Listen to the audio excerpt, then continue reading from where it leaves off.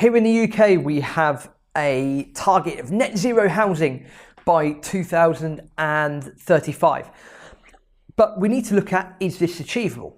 Well, how has UK net zero housing by 2035 come about? Again, it's all part of this climate change and, we must save the world and we must do all of this. First of all, my personal belief and a belief of a lot of intelligent people out there is that man-made climate change, etc., doesn't actually exist. It's all part of a bigger cycle that the Earth has, where there are long periods of time where the Earth heats up and there are long periods of time where the Earth cools down. Now, you're probably thinking, Rob, you're a bit crazy. I'm just giving you my personal opinion and a similar opinion to a lot of other very intelligent contrarian people out there as well. I was reading a book the other day about the restoration period in the UK, late 17th century, basically when Charles II came back to the throne in 1660. And one of the things that struck me was it was either the 1660s or 1670s, the UK had arguably one of its coldest ever 3-month periods ever known. And I don't remember the months as such, but I do remember the audiobook saying that it was over a 3-month period, the average temperature for those 3 months was supposedly around -1, -1.5 degrees. That's cold. That's very cold to have that for that sustained period of time. And again, we're talking 1660s, 1670s. That's quite choppy to say the least. But it's funny how scientists and climate warriors don't really look or understand those sorts of figures when they're trying to make their arguments about what's going on. That being said, let's get back to net zero housing before we go off topic. So in effect, every house, every home here in the UK needs to be carbon neutral by 2035. I would argue that's not achievable, nor is it sustainable. Multiple reasons. You can have multiple types of homes here in the UK, multiple builds. You have your solid brick, which is exactly what it says in the tin, solid brick. You can have stone or granite, style homes. So again, just think big thick walls, no insulation there, it's just stone. Then also on top of that, you can have your cavity walls. So that's effectively where you have a row or a layer of brick, a gap, and then normally some breeze block, and then that space in the middle is a cavity. And then you've also got, you can get cob buildings, thatch roofs, all these sorts of things. So a lot of different style types of housing around here in the UK. Most housing is Victorian, so anywhere between the period of 1837 to 1901. So a lot of the housing stock is over 100 years old. The Resolution Foundation, who done a report about the radical steps needed in order to get to net zero housing, say that although there is a strong case to insulate all homes in the UK, that it's actually uneconomic for most households. The things that they highlight more than anything else are leaky walls. So that's perfectly understandable, given that we've just said a lot of the housing in the UK is over 100 years old and it's going to be predominantly solid brick. Very difficult to insulate. How do you insulate solid brick walls? You can do two things. You can either have internal wall insulation, which means that between the inner brick, what you can do is line that with insulation, normally plasterboard over the top, skim the finish. So then you've got internal wall insulation. Of course, that'll make your room sizes a bit smaller because you've got to be boarding around the rooms. Or you can do external wall insulation, which is pretty much putting a render, normally about 4 inches, 100mm of render on the outside, on the bricking, putting the boards across, rendering it over, fine. Challenges with that is you then take away how the home looks, because it won't obviously look like traditional solid brick anymore. it will just look like it's been rendered, which some people don't mind, some people do mind. A lot of people will sort of argue with that fact of, I like my home to look a certain way, etc, etc, etc. It does make me laugh that they titled the report Hitting a Brick Wall. That did make me laugh. But in terms of insulating that way, putting external wall or internal wall insulation into a home is quite expensive. It could be anywhere from £5,000 upwards, maybe to 15,000, maybe even more.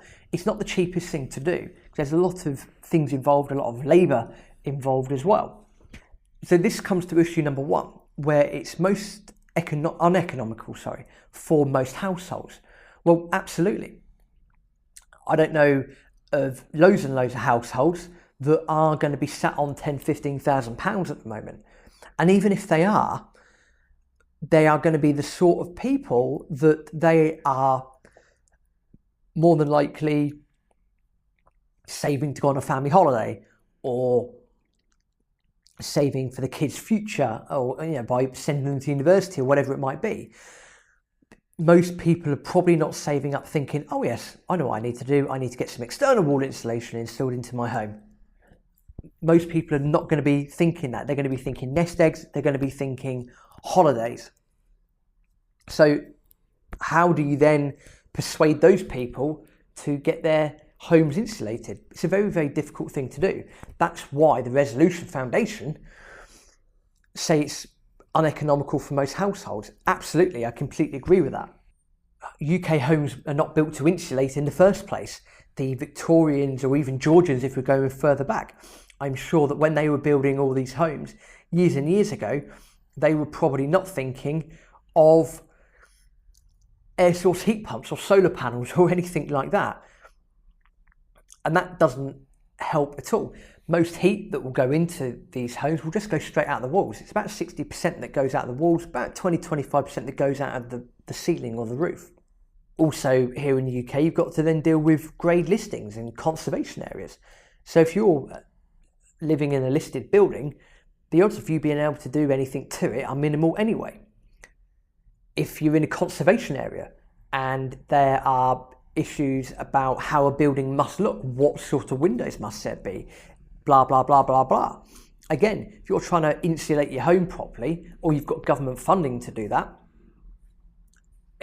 council might say no, because you're in a conservation area. If you're not able to get people to invest into insulating their homes, which again, why should they? It's up to them if they do or not. How does this get funded? Is there going to be a big fund available from government to do that?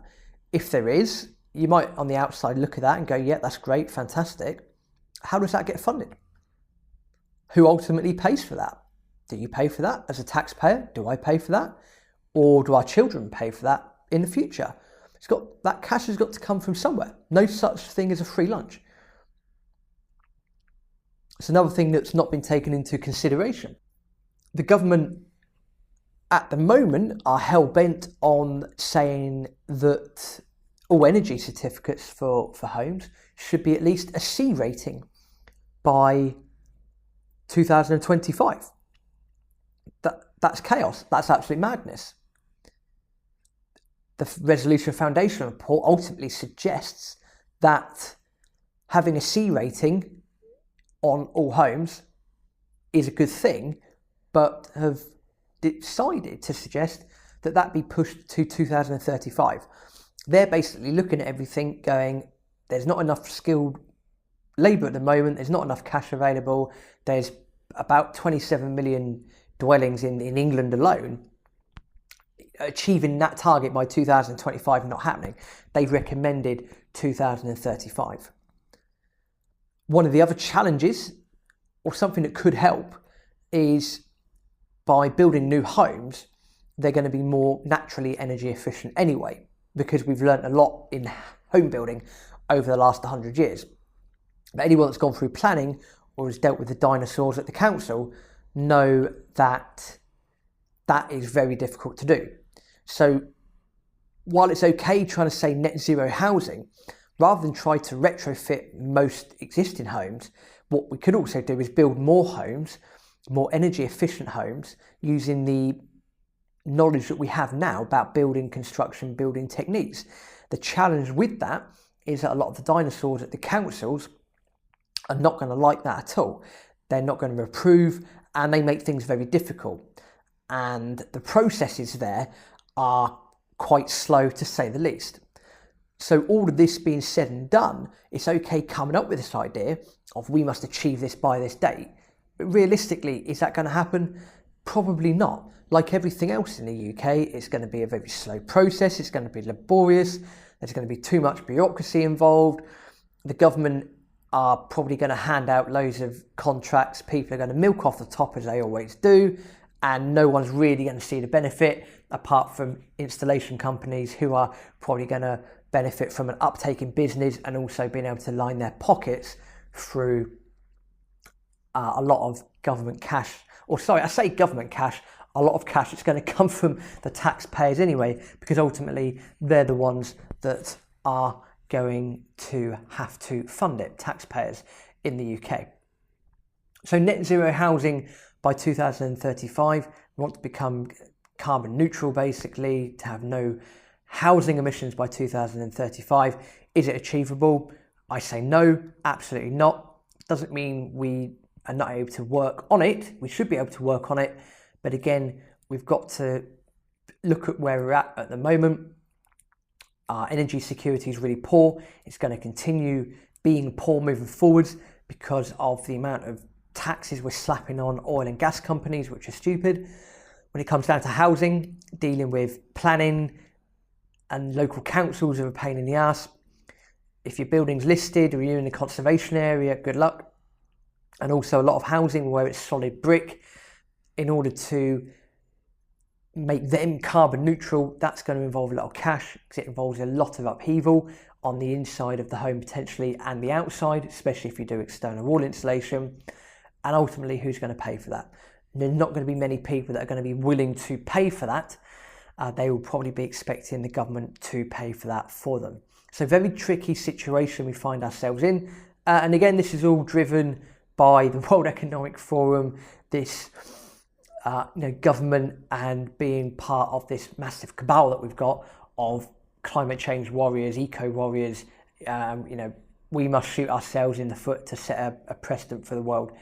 Totally disagree with that narrative, but that's the narrative we're being fed, and all of these things are going to contribute to, ultimately, I think net zero housing by 2035 here in the UK not going to happen.